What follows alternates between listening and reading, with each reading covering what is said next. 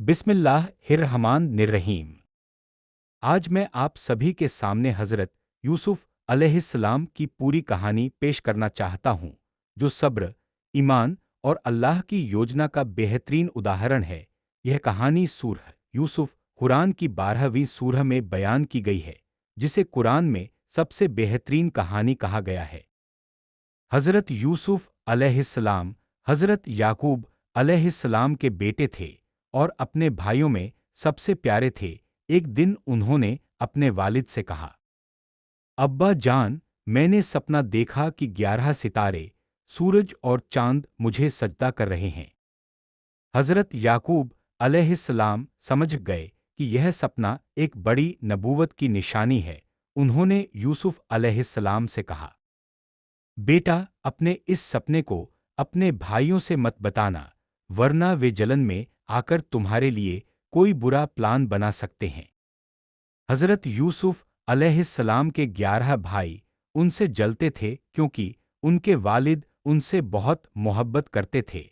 उन्होंने मिलकर एक चाल चली और अपने पिता से कहा, अब्बा, हमें यूसुफ को हमारे साथ जंगल भेजने दें, हम उसका ख्याल रखेंगे।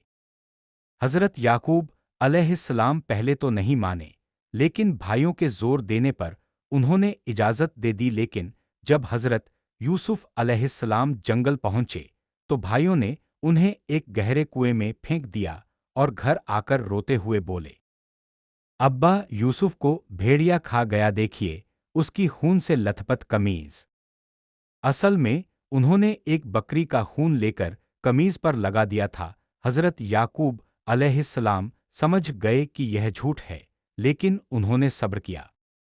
कुछ दिनों बाद एक काफिला वहां से गुजरा और उन्होंने हज़रत यूसुफ अलैहिस्सलाम को कुएं से निकाल लिया। वे उन्हें मिस्र ले गए और वहां गुलाम बनाकर बेच दिया। मिस्र के राजा अजीज़ मिस्र ने उन्हें खरीद लिया और अपनी पत्नी को सौंप दिया। इस लड़के का ख्याल रखना, शायद ये हमारे लिए फायदेमंद हो या हम इसे अपना बेटा बना लें।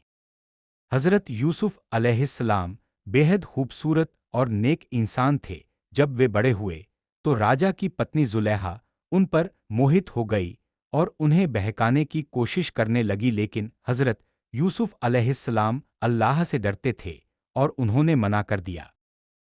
गुस्से में आकर जुलेहा ने झूठा इल्जाम लगाया कि यूसुफ अलैहिस्सलाम ने मुझ पर बुरी नज़र डाली। इस वजह से उन्हें जेल में डाल दिया गया।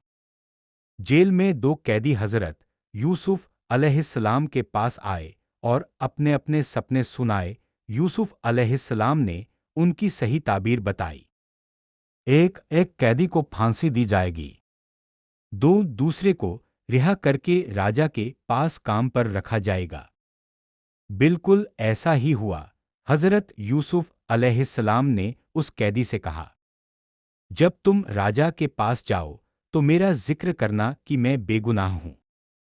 लेकिन वह कैदी भूल गया और कई साल बीत गए।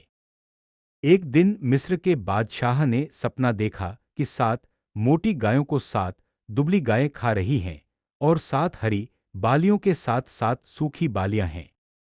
कोई इस सपने का मतलब नहीं समझ पाया। तब जेल वाले कैदी को याद आया कि यूसुफ अलैहिस्सलाम सपनों की ताबीर जानते हैं।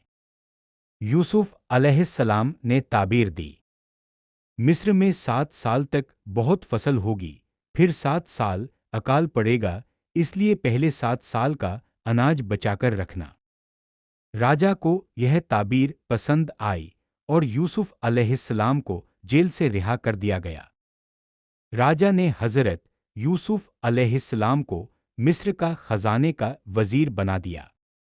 जब अकाल पड़ा तो यूसुफ अलैहिस्सलाम के भाई अन्नाज लेने मिस्र आए। उन्होंने यूसुफ अलैहिस्सलाम को पहचाना नहीं, लेकिन यूसुफ अलैहिस्सलाम ने उन्हें पहचान लिया।